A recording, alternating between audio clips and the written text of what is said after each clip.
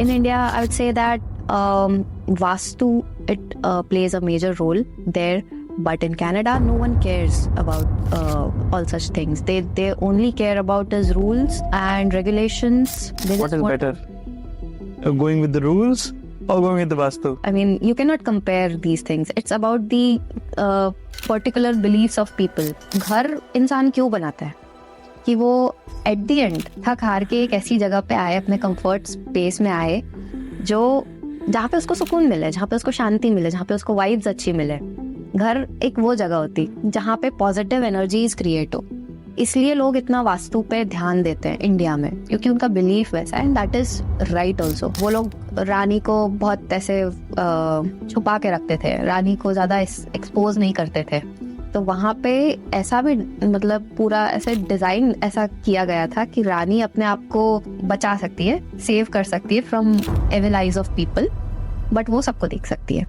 ये उस टाइम की बात है जब मैं 5th स्टैंडर्ड में थी. तो दादी और मैं ऊपर सोए हुए थे दादा दादी के रूम में. तो उसी रूम में भगवान का एक कॉर्नर में स्पेस है. तो अचानक से ऐसा हुआ कि रात को मेरी नींद खुली और मैंने देखा, मैं फेस की हुई थी भगवान की साइड में और दूसरी साइड पे दादी सो रही थी.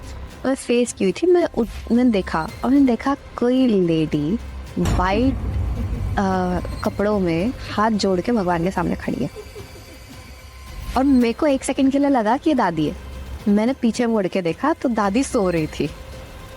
मैंने वापस मुड़ के उधर देखा तो गायब.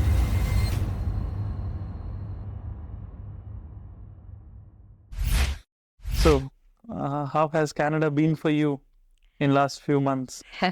So it has been like 8 months almost for me. I've been here in Canada, and they have been pretty hectic. But at the same time, they have been it's a roller coaster thing for me till now. I'm still exploring, I'm still learning, I'm still looking after things, work, managing work, and So you're working in architecture field, right? yeah, I'm working as an architect in a construction company. You have been working as an architect in India as well? Yeah, so post my graduation, I've been there in around MP, around Gujarat. I have explored these states in the architectural field, and yes, I have been working as an architect in kitchen industry also, and I have had various experiences over there. So it was great learning. What is the difference between architecture in India and in Northern America? So there's a significant difference, I would say. Construction styles vary on a large scale. So in India, it's a matter of, I would say, cultural and climatic variations influence a lot in these regions, I would say. In India, particularly if I talk about central part, the construction part over there, and the thinking and style of people, how they think, what methodologies do they adapt, it is different. If you go in northern part, it's again different. If you go in southern parts, it's again different. And completely opposite to that is in Canada, because there's a vast climatical variation over here that we see. So if I talk about construction materials, in India, we usually use brick, cement, concrete. These are the most used materials in India. But in Canada, we mostly come across wooden construction. Yes, concrete is also a main material over here, but mostly in commercial sector. And as we know, residential crisis is currently hitting Canada. So we are in need of more houses. So more houses means more wooden construction, not more concrete and those. Is wooden construction easier than concrete or brick construction? Yes. So climate, I would say, it influences a lot. So because Canada is mostly cold during most of the months, it is difficult for materials like wood, materials like brick and cement to cool down. They need water to retain the structure, to bind particles and to help the structure stay strong. They need heat. But in Canada, we don't really there are there are different, I would say, tactics that people use to generate heat. It is not by default available as compared to India. So things are a bit different over here. So wooden construction is comparatively easy and it is fast also. That means, is it cheaper as well compared to the construction back in India? No. So I would address it with the materials that are locally available in Canada. So in Canada, wood is cheaper as compared to India. That is because wood is readily available, easily available in Canada. But in India, wood is not available in good amount. We address the scarcity of wood, and we mostly address the things of plant more trees, have more green areas and spaces around you. So wood is quite costly over there, but in Canada it's more available. I would say it's vernacular material in Canada. Wood is more vernacular in Canada as compared to India. So India is more costly as compared In case of wood. in case of wood, but in Canada it's cheaper. So India, we use a lot of astrology while the construction is being done. The people there believe in it a lot. Is it the same case in Canada? No. So India, people are more, culturally diverted over there. They have more cultural and ethical beliefs, religious beliefs. But in Canada, the crowd is mixed. We have more dense and varied population in Canada. They don't believe in all such things. They come from different backgrounds. So in India, I would say that Vastu, it plays a major role there. But in Canada, no one cares about all such things. They only care about his rules and regulations, and they mostly want to comply with all those regulations. They What just is want better? Going with the rules or going with the Vastu? it again, it's very regional and very local. I mean, you cannot compare these things. It's about the particular beliefs of people. What we say in India, it's like people are more. See, it's like in India we have more sunlight, more. I would say more interactions among people. So people are more diverted to architecture that fosters all these things. So they have religious beliefs. So they would build such structures that would foster their own beliefs. So for example, I talk about building courtyards. So courtyards in India have been historically been the places where people of family, they gather, they have fun, they carry out their own activities, like any of the, I mean, day-to-day activities like talking or eating food or just chit-chatting in the evening, having a cup of tea or coffee, and just having that conversation. So the courtyards used to be the main conversational spaces in India. Even today, it is very well taken care of. Also, courtyard is doesn't only foster communication, but it also is a great means to look at the air quality. It's a great Ventilation. Yes, ventilation. हम architecture और astrology को अगर combine करें, right? So in India, there's a lot of significance of this thing. Yes. We see as architecture, architects are usually very much involved into Vastu. Yes. हम बहुत importance देते हैं It is because वहाँ के लोग वैसे हैं. People need that thing. In Canada, people don't need this. People just need a house with good aesthetics, with proper space delineation to specific areas.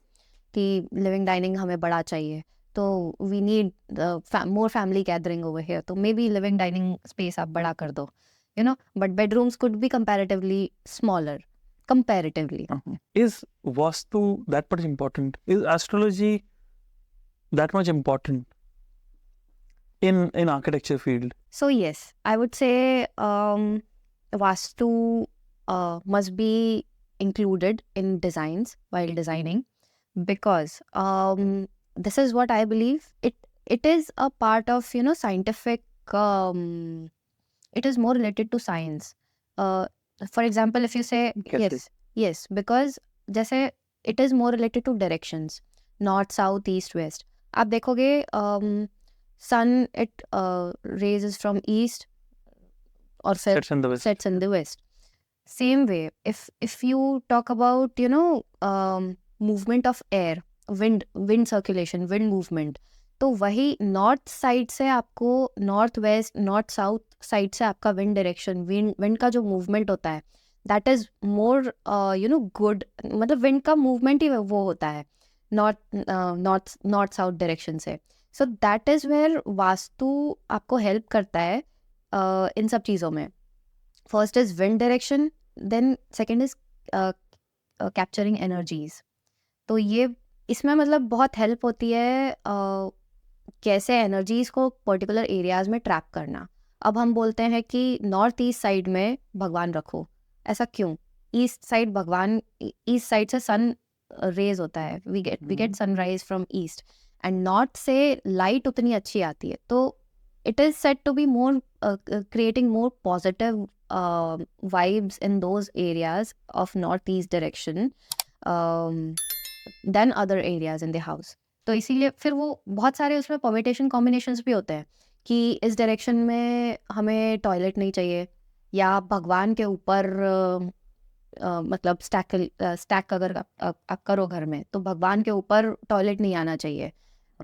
एक तो वो मॉरली भी आ जाता है, बिल्कुल. बिलीफ से भी आ जाता है, मतलब रिलीजियसली, और ऐसे भी मतलब that is what we believe कि भगवान के ऊपर टॉयलेट आप ना रखो. और पर्टिकुलर डायरेक्शंस होते हैं जहाँ पे आप टॉयलेट्स प्लेस नहीं कर सकते, क्योंकि वहाँ से एनर्जीज वैसी रिफ्लेक्ट होती है, वहाँ से वाइब्स ऐसी होती है जो घर में फिर एंटर होगी. तो घर इंसान क्यों बनाता है? कि वो एट द एंड थक हार के एक ऐसी जगह पे आए, अपने कंफर्ट स्पेस में आए, जो जहाँ पे उसको सुकून मिले, जहाँ पे उसको शांति मिले, जहाँ पे उसको वाइब्स अच्छी मिले. घर एक वो जगह होती जहाँ पे पॉजिटिव एनर्जीज क्रिएट हो. इसलिए लोग इतना वास्तु पे ध्यान देते हैं इंडिया में, क्योंकि उनका बिलीफ वैसा है, and that is right also, क्योंकि हम ऑब्वियसली वहाँ से बिलोंग करते हैं, तो हम पले बड़े ऐसी सब चीज़ों में. तो that is what I also believe कि पर्टिकुलर डायरेक्शंस में कोई चीज़ प्लेस करो. बेडरूम्स के भी इनफैक्ट ये होते हैं कि साउथ डायरेक्शन में, पर्टिकुलर डायरेक्शन में मास्टर बेडरूम्स का प्लेसमेंट होना चाहिए ना. इनसे ये भी होता है कि उन जगहों से प्रॉपर वेंटिलेशन आता है डायरेक्शनली. जब आप नॉर्थ साउथ ईस्ट वेस्ट के अकॉर्डिंग ये सब प्लेस करते हो, वास्तु इज व्हाट, मतलब डायरेक्शन के अकॉर्डिंग ही आप सारा प्ले करते हो. बिल्कुल. इस जगह पे ये, और ये अभी से नहीं है, ये मतलब एंशिएंट जो लोग हैं ना, वो भी इन सब चीज़ों पे बिलीव करते थे. पर एंशिएंट के उसमें अगर हम जाएं तो एक पर्टिकुलर स्ट्रक्चर होता था. If I say old times, so we used to have simple structures, जिसमें लेट्स से एक स्क्वायर है हमारा, उसके अंदर ही एक कॉर्नर में किचन है, एक कॉर्नर में वॉशरूम है, या वॉशरूम बाहर होते थे घर से. इसीलिए बाहर होते थे, क्योंकि वॉशरूम से एनर्जीज उतनी अच्छी नहीं आती है.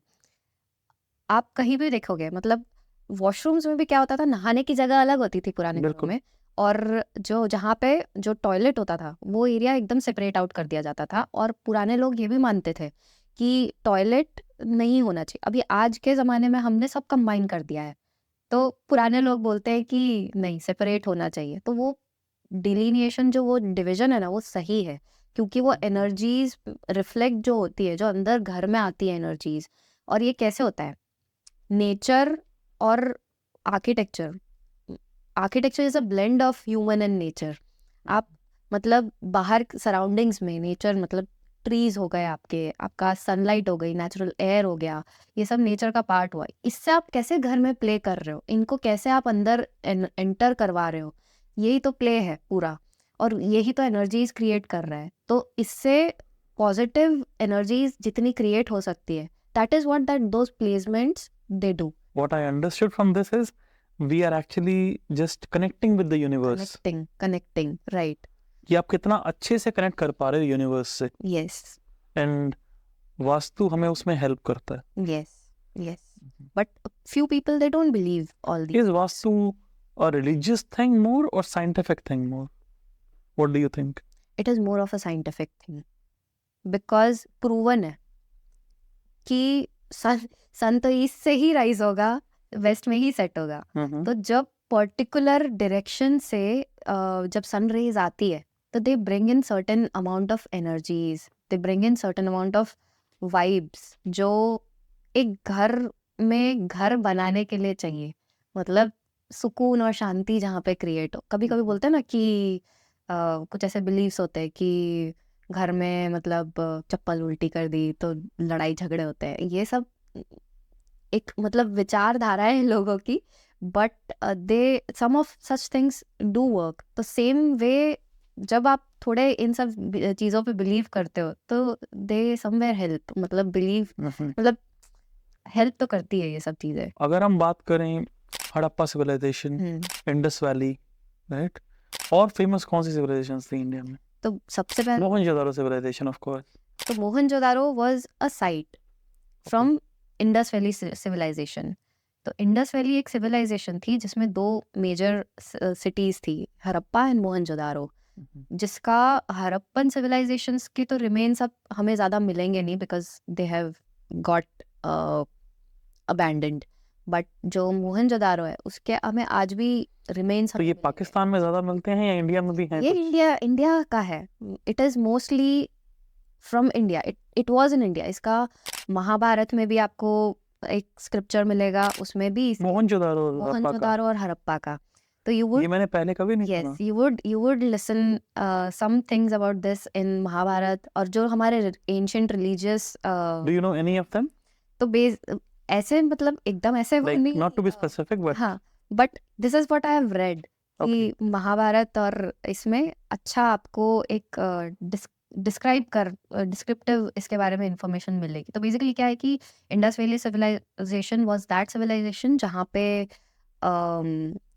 जहाँ पे लोगों ने वाटर कनेक्शंस के बारे में लेकर आए. मतलब दे लर्न कि हाँ, वाटर सिविलाइजेशंस नेसेसरी है टू बिल्ड अ सिटी. अगर आप टाउन क्रिएट कर रहे हो, अगर आप एक सिविलाइजेशन क्रिएट कर रहे हो तो उसमें वाटर कैनल जरूरी हाँ, है. वाटर कैनल जरूरी है. कैसे सिटी को ड्रेनेज दे सकते हैं हम प्रॉपर्ली. यस, मतलब कैसे सिटी एक फैसिलिटेट हो सकती है इजी वे में. वहां से वो लोगों ने मतलब ये डिविजन्स, कनेक्शंस बिल्ड अप किए. Like city planning basically. City planning majorly. Is the city planning in Mohenjo-daro and Harappa according to Vastu? It was mostly ये सब चीज़ें बाद में आई, मुझे ऐसा लगता है. I'm not really very confirmed about this, but जैसे जैसे लोग करते गए वैसे वैसे उनको समझ आते गया कि ये सब, कि ऐसा करने से ऐसा इफेक्ट होता है, ये करने से ये होता है.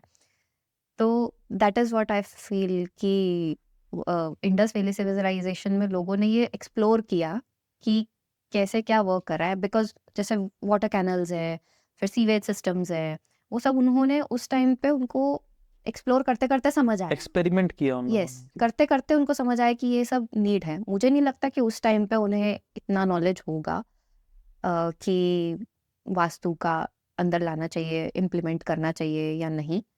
But this was more of more evolve thing over time. फिर ऐसा क्या हुआ कि वास्तु को हमने रिलीजन से कनेक्ट कर दिया? आज क्या हो रहा है, वास्तु को हम हिंदू रिलीजन से कनेक्ट कर रहे हैं बहुत बहुत ज्यादा. क्योंकि हिंदू लोग ही, मतलब मुझे ऐसा लगता है कि रिलीजियस बिलीव्स तो इंडियंस में ही ज़्यादा होते हैं. वो ही ये सब चीज़ों पे बिलीव करके और इम्प्लीमेंट ज़्यादा करते हैं और इसी चीज़ को वो आगे ले जाते हैं जनरेशनली भी. तो मुझे ऐसा लगता है कि कहीं ना कहीं इनका साइंटिफिक सिग्निफिकेंस भी होता है. अभी जैसे आज के टाइम पे अगर हम बोलते हैं कि रात के टाइम पे नाखून मत काटो, एग्जाम्पल, तो वो क्यों बोलते हैं? क्योंकि पहले लोगों के घर में लाइट नहीं होती थी तो उनको दिखता नहीं था, इतना अच्छे से विजिबल नहीं होता था, तो इसलिए मना कर देते थे कि नाखून मत काटो क्योंकि लाइट नहीं है. आज के टाइम में कुछ चीज़ ऐसी है जो इम्प्लीमेंट नहीं होती, वो मतलब वर्क नहीं करती. आज लाइट है, सब कुछ है. तो ये बहुत ऐसा मतलब बिलीफ टू बिलीफ चीज़ें हो गई. तो वास्तु का भी यही है कि अगर रिलीजियस, मुझे नहीं लगता कि उतना सिग्निफिकेंट ये होता है. बट लोग जो बिलीव करते हैं, जो कैरी फॉरवर्ड करते आए, जो सीखते ही वो मोर साइंटिफिक है अब. हाँ, मेरे हिसाब से ये ज़्यादा साइंटिफिक है बिकॉज मैं पर्सनली चीज़ों को एक मतलब लॉजिकल उसमें देखती हूँ कि कुछ उसका सेंस बनना चाहिए तो मुझे वो समझ आता है, अदरवाइज उसका वो कुछ सिग्निफिकेंस लगता नहीं है कि क्यों है, फिर अननेसेसरली उसको फॉलो क्यों करें हम। क्या आर्किटेक्चर जो एंशियंट इंडिया का था वो, हमने सुना है काफी एडवांस्ड आर्किटेक्चर देखा गया उस टाइम पे? हाँ, तो इंडस वैली का ही जो सिविलाइजेशन था वो उस टाइम के लिए ही बहुत एडवांस था, क्योंकि उन लोगों ने इतनी प्लानिंग से सब टाउन प्लानिंग, सिटी प्लानिंग इतने उससे सोच के रखी थी। इसके काफ़ी एग्जाम्पल्स हमको आज के टाइम में जो हम फोर्ट्स, पैलेसेस ये सब देख रहे हैं, उनके अगर आप देखोगे कि उस टाइम पे कार्विंग्स, मोल्डिंग्स, इंट्रिकेसी कितनी थी। आज के टाइम पे हमारे पास कितने वेरियस टूल्स हैं, हमारे पास ऑटो कैड है, हमारे पास ड्राफ्टिंग के टूल्स हैं, कितने टूल्स हैं जो हम कंप्यूटर के थ्रू कर सकते हैं। बट पुराने टाइम में ये सब नहीं था, we didn't have computer, we didn't have anything. तो लोग क्या करते थे, हाथ से सारा स्केच करते थे, ड्राइंग करते थे। तो इंडस वैली तो कितने पुराने टाइम में लोगों को इतना नॉलेज था कि हाँ ये ऐसे ड्रॉ करना है, जब पेंसिल्स भी नहीं हुआ करती थी, जब सिर्फ पत्थर से लोग एक मतलब लैंड पे वो करके और सिर्फ इतना ही समझ लेते थे, फिर भी इतने प्रिसीजन से। और आज आप देखो, अगर हम एक बिल्डिंग भी खड़ी करते हैं तो कोई गारंटी नहीं होती कि वो 10 साल भी चलेगी, बट कुछ स्ट्रक्चर्स इतने सालों से चले आ रहे हैं। आप क्लाइमेट उस पे इम्पैक्ट्स देख लो, कुछ भी हो रहा हो, कितने क्लाइमेटिक इम्पैक्ट्स आ रहे हैं, कुछ भी, स्ट्रक्चर इज स्टिल विथस्टैंडिंग। इसका मतलब they were very advanced. They were very advanced in knowledge also, in choosing the material, in choosing the right kind of binding elements for them. तब stone, जैसे India की बात करें तो तब stone का यूज ज़्यादा हुआ करता था। तो लोगों को कितना पता था कि स्टोन की प्रॉपर्टीज क्या क्या है। स्टोन एक्सपैंड कर सकता है, stone is a very porous material, तो वो एक्सपैंड करता है, उसमें हीट पड़ेगी तो it also expands and it contracts also. तो लोगों को इतना भी था कि ये एक्सपैंड करेगा तो इसका ये इफेक्ट पड़ेगा, ये कॉन्ट्रैक्ट करेगा तो ये इसका ये इफेक्ट करेगा। बेसिकली अगर कोई भी स्ट्रक्चर है स्टोन का, मंदिर ले लो, तो मंदिर कोई भी अगर स्टोन के स्ट्रक्चर्स है उसमें सनलाइट पड़ रही है तो ऑब्वियसली वो हीट उसमें जनरेट हो रही है, हीट एक्यूमुलेट हो रही है, अंदर गर्म हो रहा है, पर एट द सेम टाइम वो उतना कूल भी होता है। लोगों को इतना समझ थी उस टाइम पे, और उन मोल्डिंग्स और कार्विंग्स वो हाथ से करते थे। आज के टाइम में हमारे पास वेरियस डिजिटल प्रिंटिंग आ गई आ गई है। है, तो मतलब आप कार्विंग उससे कर सकते हो, आपकी सीएनसी कटिंग होती है, आपके पास कितने मशीन्स और टूल्स आ गए, जैसे ये सब हो जाता है। और एक और चीज़ मैं बोलूँगी कि पुराने टाइम में लेबर्स भी वैसे थे, स्किल्ड लेबर्स आपको मिल जाते थे। आज के टाइम पे आपको इतनी इंट्रिकेसी, इतनी कार्विंग करने वाला कोई लेबर नहीं मिलेगा, इसलिए you don't find all such buildings typically now as compared to earlier. Can we talk about any site in specific? Golconda fort के बारे में मैं बात करूंगी। तो उस फोर्ट की जो अगेन मतलब it was built like several years. Golconda fort जो हैदराबाद में? इन हैदराबाद, यस, गोलकोंडा फोर्ट इन हैदराबाद। तो it was a very massive significant structure of that time.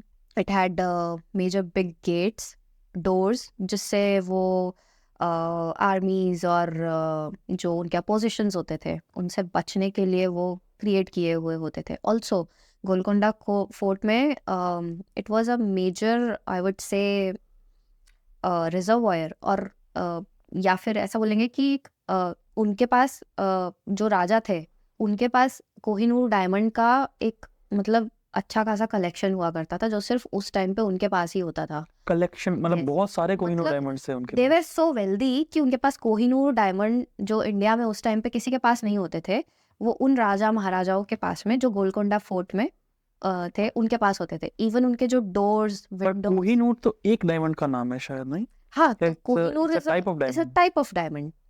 Okay. Kohinoor type of diamond. तो वो कोहिनूर के जो डायमंड्स होते थे वो एम्बेडेड होते थे डोर्स और विंडोज में उनके। तो दे वर सो वेल्दी एट दैट टाइम।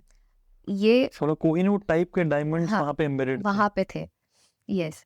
तो वैसा उस इतना एडवांस उसका आर्किटेक्चर भी वैसा ही था। अब क्योंकि उनको लोग अपने आप को प्रोटेक्ट करना होता था फ्रॉम इन्वेडर्स, आउटसाइडर्स, तो एंट्री वेज बने थे वेरियस मतलब पैलेसेस में वेरियस एंट्री वेज होते थे। तो जैसे एक मेजर एंट्री वे जिसकी मैं बात बताऊंगी, तो वहाँ पे से अगर कोई भी एंटर होता था तो जो एक राजा या राजा का जो भी सिपाही या जो गार्ड होता था, वो इंडिकेट करता था राजा को कि कोई आया है। तो वो ऐसे क्लैप करके वो वहां से बता सकता था राजा को कि कोई आया है और कोई मिलना चाहता है आपसे। तो वो जो क्लैपिंग की जो फ्रीक्वेंसी होती थी, वो जो महाराजा जहाँ पे बैठा है उसके ऊपर जो श्राइन है, जो चोटी है उस जगह की, वहां पे जाके हिट करती थी और वहां से वो राजा को सुनाई देती थी। मतलब इतने साइंटिफिक मैथमेटिकल थॉट्स लोगों के होते थे कि उस टाइम पे भी वो लोग इतना सोच सकते थे, जो हम आज के टाइम पे तो बिल्कुल ही नहीं सोच सकते। तो एंट्री पे ही वो अगर क्लैप कर दे वहां से कोई, तो राजा को पता चल जाता था कि कोई आया है and someone wants to meet him. बहुत इंटरेस्टिंग फैक्ट है ये इसके बारे बहुत में। गोलकोंडा फोर्ट की 2-3 चीज़ें तो बहुत इंटरेस्टिंगली नोन है।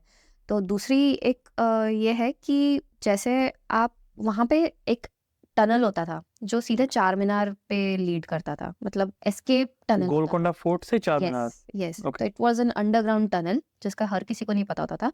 बट अगर कोई जैसे मारने आया है या कोई सिपाही आया है या emergency escape. Emergency escape type है, तो वो वहां से भाग सकते थे। अब ये भी हो सकता था कि उन टनल्स में से कोई चोर आया है या कोई एंटर करने की कोशिश कर रहा है फोर्ट में। तो वहां पे उस टनल का डिजाइन ऐसा किया गया था कि कोई भी थोड़ा सा भी मूवमेंट होता था या कुछ भी होता था तो वाइब्रेट होता था, मतलब एको होता था पूरे उसमें महल में, कि और पता चल जाता था कि टनल से कोई एंटर हो रहा है और कोई आया है। मतलब क्लोथ्स के ही मूवमेंट से इतना मतलब समझ आ सकता था कि कोई एंटर हुआ है और कुछ ना कुछ तो कहीं गड़बड़ है, कोई तो आया है। इनफैक्ट ऐसा भी होता था कि जो मतलब सीक्रेट कीपर्स और ऐसे लोग जो चोर वगैरह अगर अंदर आ गए, तो हॉल में या मतलब पैलेस के अलग अलग एरियाज में ऐसा उनका एंट्री कैसी है कि आर्चेज ऐसी उन्होंने बनाई हुई है, काफी आर्चेज और बट्रेसेस और काफी सारे ऐसे आर्किटेक्चरल एलिमेंट्स से वो पूरा फोर्ट बना हुआ है। तो इनका एक साउंड और वाइब्रेशंस जो साउंड क्रिएट करती है, मूवमेंट ऑफ साउंड पे बहुत प्ले है।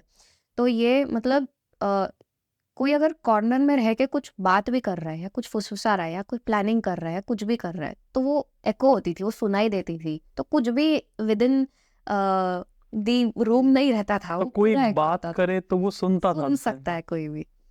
वो मैंने पर्सनली खुद ने वहां पे फील किया है। I have been there. अगर एक कॉर्नर में रह के मैं कुछ बोल रही हूँ, the other one could literally hear what I am saying and the same would happen to me. कोई सामने से अगर कुछ बोल रहा है तो मुझे सुनाई देगा वो क्या बोल रहा है। तो it was so advance. In fact जैसे बहुत बार ये होता है कि वो लोग रानी को बहुत ऐसे छुपा के रखते थे, रानी को ज़्यादा एक्सपोज नहीं करते थे। तो वहाँ पे ऐसा भी मतलब पूरा ऐसे डिज़ाइन ऐसा किया गया था कि रानी अपने आप को बचा सकती है, सेव कर सकती है from evil eyes of people, but वो सबको देख सकती है। तो रानी को लोग नहीं देख सकते, यस, रानी पर रानी लोगों को देख सकती है। तो उस जगह का काफी अच्छा आर्किटेक्चर। इनफैक्ट ऐसे भी वहाँ पे काफी कोर्टयार्ड्स, जो हमने भी कोर्टयार्ड्स की बात की, तो वो कोर्टयार्ड्स वहाँ पे उस टाइम पे भी थे। ओके। और जैसे कोर्टयार्ड्स, अब जैसे इलेक्ट्रिसिटी की बात करें तो उस टाइम पे इलेक्ट्रिसिटी नहीं हुआ करती थी, तो लोग वेरियस ऐसे मीडियम्स यूज करते थे to generate electricity, to generate light, sorry not electricity but light, कि सोर्सेज ऑफ लाइट कैसे दिख रहा है ये सब। तो कोर्टयार्ड्स में जो पानी होता था, they would use various reflecting elements. पानी से रिफ्लेक्शन होता है, मिरर्स से रिफ्लेक्शन होता है। तो वो ऐसे सब सेटअप करते थे और ऐसे एंगल्स पे सेट करते थे कि वो लाइट पर्टिकुलर डायरेक्शन में पर्टिकुलर रेज के साथ में हिट करेगी और रिफ्लेक्ट होगा और लाइट जनरेट होगी। तो टू जनरेट मोर लाइट, तो जैसे दिए होते थे, तो वो ऐसे प्लेसेस पे दिए in front of mirrors place करते थे कि वो रिफ्लेक्ट होके और they would generate more light in evenings, at night. पानी लाइट रिफ्लेक्ट करता है, मिरर करता है, तो वो ऐसे जगह पे दिए, इवन डायमंड्स भी रिफ्लेक्ट करते हैं, जो स्टोन्स मोती ये सब होते हैं, वो सब मिला करके ये सब रिफ्लेक्शन क्रिएट होता था और लाइट ऐसे क्रिएट होती थी उस टाइम पे। तो काफी कुछ लोगों ने बहुत एडवांस था। बहुत। तो और किस साइट के बारे में हम बात कर सकते हैं? कोई ऐसी और साइट जो आपको पता हो जिस बारे में? तो एक और ऐसा आइकॉनिक स्ट्रक्चर जो मुझे पता है वो है सन टेम्पल। सन टेम्पल काफ़ी प्लेसेस में इंडिया में, कोणार्क का बहुत फेमस है। तो sun temple temple I think मैंने एक ही के बारे में सुना है, कोणार्क सन हाँ, टेम्पल के बारे में। मोधेरा में भी एक है, हम्म, मोधेरा सन टेम्पल कोणार्क। तो सन टेम्पल का सिग्निफिकेंस क्या है? Again it's religious and architectural both, मतलब एक blend of architecture, religion, belief, ये सब का मैं बोलूँगी, एंड नेचर ऑब्वियसली, क्योंकि वो सन टेम्पल है। तो ऐसा बोला जाता है कि सन सूर्य भगवान को, मतलब सूर्य भगवान के को डिवोट करते हुए वो टेम्पल बनाया है। तो it is basically the sun god running on chariots. तो उनके व्हील्स होते थे, मतलब सन टेम्पल पे चैरियट के व्हील्स बने हुए हैं। देयर आर 12 चैरियट व्हील्स, जो 7 हॉर्सेस उसको रन कर रहे हैं। तो it is a symbol of devoting it to sun god. तो क्या होता है कि उसका सिग्निफिकेंस मोस्टली तब पता चलता है जब अर्ली सन रेज आती है और वो उस टेम्पल पे पड़ती है। तो उसका मतलब उस सिग्निफिकेंस से वो टेम्पल बहुत ज़्यादा फेमस है।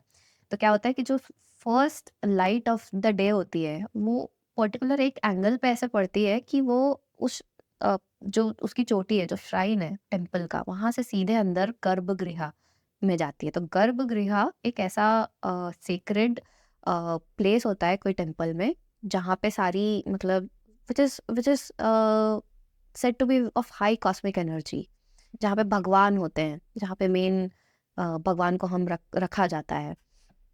तो जब सूर्य की पहली किरण आती है तो वो वहां से पूरा हिट करके और भगवान गर्भगृह में ये सबसे बहुत पहले enter एडवांस होती है। चीज, मतलब दे न्यू कि सनलाइट जहाँ से Yes, आएगी। उनको डायरेक्शंस का नॉलेज था, उनको लाइट के एंगल्स का नॉलेज था, एंड वी आर उनको talking about some hundreds and thousands of years yes ago. Exactly. और उस टाइम पे जो जो कलाकार होते थे, या जो बोलूँगी मैं, जो स्क्रिप्चर स्कल्पचर्स जो बनाने वाले होते थे, मतलब जो लेबर्स जैसे होते थे, स्किल्ड होते थे बहुत ज़्यादा उनकी प्रैक्टिसेस में, आज के टाइम पे वो नहीं मिलेगा। वो कितना इंट्रिकेटली वो सब कार्व करते हैं सारे। अगर आप देखोगे सन टेम्पल पे ह्यूमन की कार्विंग्स है, वेरियस एक्टिविटीज करते हुए, डांस या और ये स्क्रिप्चर्स हम राइट बात कर करते रहे हैं हुए। हजारों साल पुरानी। यस। तो उनको, और ये भी सोचो कि उस टाइम पे इतने टूल्स भी हुआ करते थे, और नहीं भी होते थे तो लोग उसको डिराइव करते थे वो टूल्स को। मतलब उस टाइम पे लोगों को, मतलब तरीके पता थे चीज़ें करने के, और दिमाग भी उतना ही चलता था, क्योंकि उनके पास रिसोर्सेज उतने नहीं होते थे, but just collaborating with each other and bringing out solutions to all such things, कि कैसे ये सब बिलीव्स को वो इन मैनिफेस्ट कर पाए। सन टेम्पल हर जगह पे ऐसा ही सिग्निफिकेंस होल्ड करता है? यस, सन टेम्पल का यही सिग्निफिकेंस है कि उसको सन गॉड को डिवोट किया गया है। तो मेजरली उसका यही है कि जो सन गॉड रेज एक पर्टिकुलर वे में यस आती है यस, टेम्पल में। कैसे, मतलब शैडोज जो कास्ट होती है उसकी पर्टिकुलर टाइम्स ऑफ डे पे, मॉर्निंग टाइम पे जो सन का एंगल होता है, उसकी जो रेज पड़ती है वो कैसे शैडो कास्ट करती है। It's all a devotion to sun god. अगर आप बात करोगे विंटर और समर टाइम की, तो सन के एंगल्स अलग होते हैं। तो जिस एंगल पे सन होता है उस एंगल से वेरियस डिफरेंट टाइप ऑफ, मतलब डिफरेंट डायरेक्शन में रेज आती है, तो डिफरेंट शैडोज कास्ट होती है। तो आप सोचो उस टाइम में उनको कितना अच्छा नॉलेज था शैडो, लाइट एंड शैडो के प्ले का, किस डायरेक्शन से सोर्स आएगा तो कैसी शैडो कास्ट होगी। और ये भी बोला जाता है कि लोग टाइम भी पता कर लेते थे उस टाइम पे, कि क्या समय हो रहा है, दिन का क्या समय हो रहा है, just with that ray of light, just by using nature. तो आर्किटेक्चर एक बहुत गहरा ब्लेंड है with nature and the building and the human. क्या हम कह सकते हैं कि कुछ साल पहले हम नेचर से बहुत ज्यादा कनेक्टेड थे, we were very connected to nature yes compare to today? Yes, obviously मतलब पहले के टाइम पे हम, वैसे ये भी बोलूँगी कि कोलैबोरेशन भी बहुत ज़्यादा था, मतलब कम्युनिकेशन आपस में, सोशल थे लोग बहुत ज़्यादा। आज के टाइम पे हम बहुत ज़्यादा अपने इंडिविजुअलिज्म। एरियाज में हम बंद गए। पहले काफ़ी सोशल होते थे लोग, तो ऑब्वियसली वो नेचर से काफ़ी कनेक्टेड होती थी। तो I would also like to put up one more point here. अब जैसे पुराने टाइम पे अगर हम वेंटिलेशन की बात करें, तो जैसे मैंने कोर्टयार्ड्स की तो बात की ही, कोर्टयार्ड्स में वेरियस एंगल्स से, वेरियस डायरेक्शन से विंड मूवमेंट होता था। तो क्या होता था कि ये सब मतलब साइंटिफिकली प्रूवन है, it's nothing made up by anyone. तो वेरियस डायरेक्शन, तो क्या होता है कि जब एक फनल की अगर आप बात करो, तो कम स्पेस में, कम एरिया से जब लाइट, जब एयर पास होती है, तो it gets cooler, it it it generates cool air. तो वैसे ही आज के टाइम पे भी अगर आप राजस्थान वगैरह की बात करो, तो वहाँ पे बहुत सारे ऐसे जालीज और ये सब पैटर्न आपको मिलेंगे, कार्व्स और जालीज। तो जालीज का क्या सिग्निफिकेंस है? अगेन वही है कि उससे जब हवा पास होती है तो वो ठंडी होके पास होती है। तो ये चीज मैंने बहुत इजी वे में एक वीडियो में देखी थी। वो कह रहे थे कि you try to feel your air like this, it will be warm, yes, now try it like this, it will be cold. या सो यस दैट। व्हेन तो जब इट कम एरिया कम होता है, एरिया कम होता जब है, कम एरिया से pass through होती है, तो इट गेट्स मोर कूल। या जब उसको सेगमेंट्स में आप पास करोगे तो कूल एयर आपको मिलेगी। तो वही कॉन्सेप्ट एंड कोर्टयार्ड का दैट भी वे है। इज आई वुड से इसी तरीके से हवा महल भी बना हुआ है। हाँ, एग्जैक्टली एग्जैक्टली। इनफैक्ट आप राजस्थान के भी पैलेसेस और फोर्ट्स को देखोगे ना, उसमें ये आर्किटेक्चर से ही उन्होंने ये टेक्निक्स डिराइव किए कि कैसे हम ठंडी हवा पास करेंगे, कैसे हमको अंदर, क्योंकि उस टाइम पे तो इलेक्ट्रिसिटी होती ही नहीं थी, तो नेचुरली आप कैसे जनरेट कर सकते हो ये सब चीज़ें। और राजस्थान के इतने गर्म वेदर में ये सब करना, तो एक मतलब लिटरली दिमाग का स्किल ही सेट काम है। है। और सेम चीज़ गोलकोंडा फोर्ट में भी था। मतलब आप छोटे से एरिया में, जितना एरिया कम हो रहा है उससे जो एयर पास हो रही है, तो जब वो लंबे समय तक के लिए पास होगी, तो that air would be cool in some of the areas. Yeah.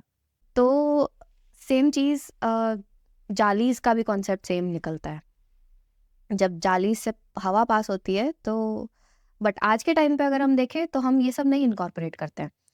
हमारे पास है एयर कंडीशंस, हमारे पास है फैंस, हमारे पास ये सब चीज़ें हैं, तो उससे हम इन सब चीज़ों पे ज़्यादा फोकस नहीं कर पाते। तो ऑब्वियसली पहले के टाइम पे लोग नेचर से भी ज़्यादा कनेक्टेड थे और ज़्यादा स्किल्ड भी थे। You were telling us about some stories or some personal experiences जो आपको खुद फेस हुए. Yes, Would you like to share? ऐसे बहुत सारे मेरे पास इंसिडेंट्स है जब लिटरली मतलब ऐसे फट गई हो, फट के हाथ में रख गई हो। तो एक बार ऐसा हुआ था कि, so these are all my incidents from India. यहाँ पे कुछ ऐसा अभी तक तो नहीं हुआ है, थैंक गॉड। पर इंडिया में मेरा एक मतलब पर्सनल रूम है अलग से, and it's on first floor. Ground floor पे मेरे पेरेंट्स और बाकी फैमिली रहती है। फर्स्ट फ्लोर पे वी हैव लाइक 2-3 रूम्स। वहाँ पे तो एक मेरा पर्सनल रूम है which is on the back side of house and which faces the utility area. तो उस रूम में विंडो कम है, सो सनलाइट कम आती है उधर। और पर्सनल वहाँ पे बेडरूम भी मतलब टॉयलेट एरिया भी मेरा पर्सनल है, इट्स ऑल पर्सनल रूम। तो वहाँ पे कोई आता नहीं, तो मुझे आदत है हमेशा से अकेले सोने की। अब एक इंसिडेंट में ये हुआ कि रात को मैं सो रही थी एंड मेरी नींद मतलब बहुत ज़्यादा ऐसे साउंड स्लीप वाली होती है। मेरी नींद तभी खुलती है जब कोई आवाज़ कुछ आसपास हुई हो या कुछ, otherwise I am very peaceful sleep, I mean very peaceful sleep. तो एक बार ये हुआ कि रात को अचानक से कुछ मुझे हरारत फील हुई आसपास। और मैं यूजुअली, मेरा जो बेड है वो विंडो के पास में है, विंडो छोटी है और वहाँ से मतलब अच्छी ठंडी हवा आती है वहाँ से पीछे की साइड से। तो मुझे थोड़ा फील हुआ कि कुछ कुछ ना कुछ ऐसे हुआ आसपास, अदरवाइज मेरी नींद खुलती नहीं है ऐसे, जब तक कोई प्रेजेंस नहीं हो, जब तक कोई आसपास हो नहीं। तो एकदम नींद मेरी खुली एंड इट वाज जस्ट, मैं बस बैठी थी और आई वाज जस्ट लुकिंग, मतलब मूवमेंट हो रहा था बस, मैंने आंखें खोली नहीं थी। और एक और आदत है मेरी कि मैं पूरा अंधेरा करके सोती हूँ। तो मेरी आँख खुली और मैंने देखा कि, देखा नहीं एक्चुअली फील किया कि मेरे कान के आसपास से और ऐसे, मतलब अक्रॉस होके, कान से और फेस से ऐसे क्रॉस होके कुछ ऐसा हवा जैसा पास हुआ, हवा का झोंका, लिटरली इट वाज, मतलब मोस्ट, एकदम ऐसे झोंके जैसा, मतलब किसी ने कुछ ऐसा फोर्स से कुछ पास किया, ऐसा कुछ मुझे फील हुआ। तो मेरी एकदम फट गई उस टाइम पे कि ये क्या फील हो रहा है, और मैं मूव कर रही हूँ। कभी कभी क्या होता है कि हम बस अपने थॉट्स में होते हैं कि नहीं हम सोच रहे होंगे ऐसा करके, पर नहीं, आप मूव करो और फिर अगेन आपको सेम चीज फील हो, तो वहां गड़बड़ लगती है। तो बस उस टाइम पे हुआ कुछ नहीं, बस मुझे फील हुआ, बहुत स्ट्रांग था, पर वो मतलब ऐसे इफेक्ट बहुत ज्यादा ऐसे स्ट्रांग था मुझे। और it was just once in lifetime, मुझे ऐसा वापस कभी नहीं हुआ, एक बार जो था वो हुआ। वो हो गया नेक्स्ट डे, जब मैं सुबह उठी तो मेरे रूम में बेड के ऊपर, मतलब बेसिकली मेरे रूम में ना पेलमेट लगा हुआ है चारों साइड पे, चारों वॉल्स पे, जिसके ऊपर हमने सीनरीज और ऐसे कुछ कुछ चीज़ें रखी हुई है वहाँ पे, डेकोरेटिव आइटम्स। तो मेरे पास एक म्यूरल है, मैंने बहुत पहले, मैं जब छोटी थी तो म्यूरल बनाया था। म्यूरल क्या होता है कि क्ले का और उसका एक कॉम्बिनेशन होता है, कैल्शियम और उसका, मतलब क्ले टाइप होता है जो स्टिफ हो जाता है, आप उस पर कुछ पेंटिंग वेंटिंग करो थोड़ा हार्ड हो जाता है हार्ड हो थोड़ा जाता टाइम है। बाद। तो वो म्यूरल एक ऐसी जगह पे रखा हुआ था जो गिर नहीं सकता है, या उसको जब तक हम हाथ लगाए कुछ नहीं करें तब तक वो मूव नहीं करेगा, वो भारी भी है। तो हुआ ये कि सुबह के टाइम पे मैं वॉशरूम में थी और मुझे एकदम से, और वो एकदम मेरे बेड के जस्ट ऊपर रखा हुआ था वो वाला म्यूरल, और मैं वॉशरूम में थी और मुझे एकदम से कुछ फील हुआ। अब मैं ऑलरेडी उस जोन में थी क्योंकि रात को मेरे साथ ये सब हुआ था, और सुबह वॉशरूम से मेरे को आवाज आई कि कुछ आवाज आई, मतलब कुछ गिरने की, और मुझे समझ नहीं आया कि क्या हुआ। डरते डरते मैं वॉशरूम से बाहर आई और मैंने देखा वो म्यूरल गिरा हुआ है नीचे बेड पे, सेम पोजीशन जहाँ पे मैं सो रही हूँ। And it was very scary कि एकदम से जब बिना कोई चीज के मूवमेंट हुए, कुछ हुए, ये अपने आप कैसे गिर सकता है। और उसके आगे मतलब एक ऐसे उसको होल्ड करने के लिए वो बना हुआ भी है, मतलब आप ऐसा ऐसा भी नहीं होता कि इसे स्लाइड करके नीचे गिर गया, ऐसा भी नहीं। स्टीप था वो। हाँ, मतलब एक होल्ड, मतलब म्यूरल को होल्ड करने के लिए वो पेलमेट पे वो भी है, अम, एक मतलब पटिया जैसा वो बना हुआ है, वहां पे वो होल्ड कर सकता है, ऐसा भी नहीं कि वो ऐसे गिर जाए एकदम। वो गिरेगा भी तो भी वो स्टिफ रहेगा, पर वो नीचे गिर गया और it was very scary. Please share करिए और इंसिडेंट कोई। और बचपन के इंसिडेंट्स है। तो ये उस टाइम की बात है जब मैं 5th स्टैंडर्ड में थी, और मेरे जो पेरेंट्स हैं वो बाहर गए हुए थे, मतलब आउट ऑफ टाउन थे, तो 2-3 दिन के लिए बाहर ही थे, और मेरा भाई भी उनके साथ में गया हुआ था। मैं घर पे रह रही थी दादा दादी के साथ में। तो जैसे मैंने बताया कि घर में ऊपर फर्स्ट फ्लोर है, ग्राउंड फ्लोर है, तो दादाजी को मोस्टली ये होता था कि नहीं, नीचे के घर में कोई होना चाहिए, तो मैं नीचे सो जाऊंगा, और दादी और मैं ऊपर सोए हुए थे दादा दादी के रूम में। अब उस रूम में बड़ा सा बेड है, बहुत बड़ा बेड है, डबल साइज बेड, और तब तब तो मैं बहुत छोटी भी थी, तो कितनी स्पेस लग रही थी मेरे सोने के लिए। तो उसी रूम में भगवान का एक कॉर्नर में स्पेस है, और मैं भगवान की साइड में फेस करते हुए सो रही थी रात को, और मेरी दादी दूसरी साइड में सो रही थी। अब मेरी दादी की यूजुअली ना आदत होती है सुबह जल्दी उठ जाने की, होती थी 5 बजे, 6, 4, 4:30, 5 बजे उठ जाती थी वो, और भगवान की पूजा करती थी उठ के। तो अचानक से ऐसा हुआ कि रात को मेरी नींद खुली, 2-3 बजे अगेन नींद खुली, और मैंने आँख खोल के देखा, और ये सब जब भी ये इंसिडेंसेस हुए हैं मेरे साथ में, तो ये तभी हुआ है जब मतलब कोई सिग्निफिकेंट रीजन नहीं रहा है मेरी नींद क्यों खुली, आउट ऑफ द ब्लू। कभी कभी ऐसा होता है ना कि आपको पता होता है कि कोई आपको देख रहा है, और तब आपको फील होता है कि आपको कोई देख रहा है। ये होता है, आपको जब कोई देख रहा होता है ना, आपको फील होता है कि आपको कोई देख रहा है। और वो मुझे ऐसा लगता है कि वही चीजें मेरे को उठा रही थी ऐसे टाइम्स पे। और उस टाइम पे भी सेम यही हुआ, मेरी आउट ऑफ द ब्लू नींद खुली, आँख खुली बस। और मैंने देखा, मैं फेस की हुई थी भगवान की साइड में, और दूसरी साइड पे दादी सो रही थी। मैं फेस की हुई थी, मैंने देखा, और मैंने देखा कोई लेडी वाइट कपड़ों में हाथ जोड़ के भगवान के सामने खड़ी है। और मेरे को एक सेकंड के लिए लगा कि ये दादी है, क्योंकि दादी उठ जाती है। अब वो ध्यान नहीं दिया कि वाइट है साड़ी की क्या है, पर मेरे को एक सेकंड के लिए लगा दादी उठ के पूजा करने लगी, क्योंकि वो बहुत बार ऐसा होता था कि उठते से भगवान के हाथ जोड़ती थी वो, बिना लाइट वाइट भी नहीं जलाएगी, पर छोटा सा एक लाइट जलता है भगवान के उधर। तो मेरे को पहले एक उसके लिए लगा कि दादी है। मैंने पीछे मुड़ के देखा तो दादी सो रही थी। मैंने वापस मुड़ के उधर देखा तो गायब। बहुत बहुत बहुत डरावनी ऐसी सिचुएशंस हुई है मेरे साथ में। एक और इंसिडेंट मैं सुनाऊंगी, और याद करने दो पता। 2-3 मेरे पास अच्छे खासे इंसिडेंट्स हैं। कई बार आपको एक थॉट भी आ जाता है ऐसे ही कि कोई था, पर कई बार वो थॉट इतना इतना डेंस होता है कि आपको लगता है कि नहीं ये थॉट नहीं है, ये वाकई कोई था उस टाइम। हाँ, ये होता है, बट मैं तो यूजुअली क्या करती हूँ कि इग्नोर कर देती हूँ, और मैं अकेले ही सोती हूँ। तो भी बहुत बार ये होता है कि वो, क्योंकि ऑप्शन नहीं है अभी, मैं और कहाँ सोऊंगी, सो जाओ चुपचाप ऐसे। और और कौन से इंसिडेंट्स है यार? कोई बात नहीं। पर एक दो ऐसे इंसिडेंट्स है जो मतलब जहाँ पे भूत नहीं था, बट वो फीलिंग तो आई जाती है कि कोई था। मतलब इट वाज ये चूहे बिल्ली। स्केरियस्ट आपका इंसिडेंट कौन सा था? कैरियस्ट तो एक्चुअली वो था जहाँ भूत नहीं था एक्चुअली, बट वो कुछ और निकला बाद में।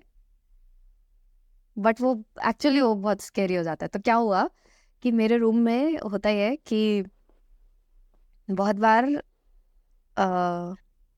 अब ये बोलूँ कि नहीं बोलूँ शुरू में, वो नहीं समझ में।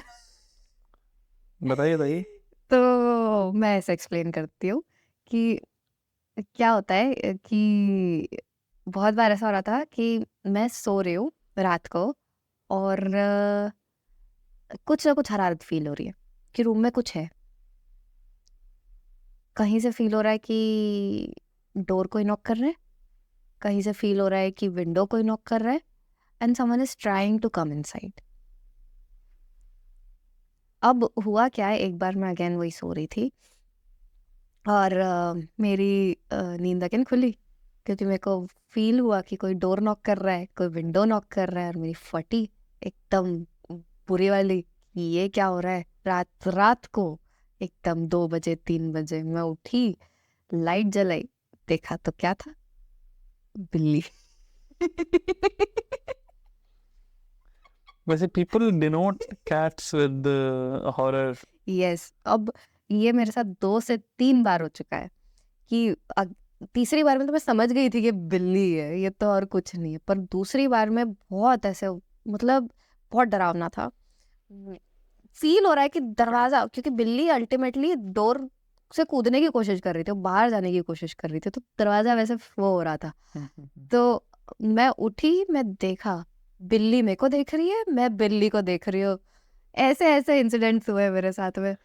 एक जो स्कैरियस्ट था वो मैं बताऊंगी। तो उसमें ये हुआ कि मैं अगेन, रात की बात है, आई वाज स्लीपिंग, और बिल्ली बिल्ली नहीं थी, ठंड का टाइम था, विंडो ओपन थी, और मैंने रजाई ओढ़ के रखी थी।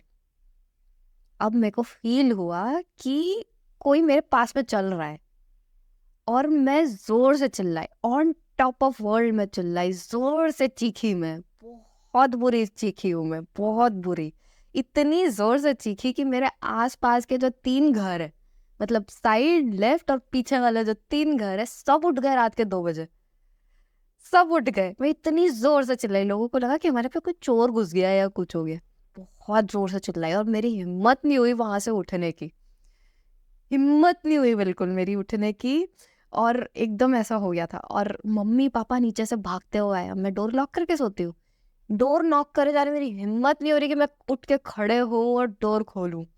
नॉक करे जा रहे हैं, मैं चिल्लाए जा रही हूँ जोर से। आसपास के लोग जाग गए, 2-3 बजे रात को मम्मी को फोन आ रहे हैं, क्या हुआ ऐसा करके।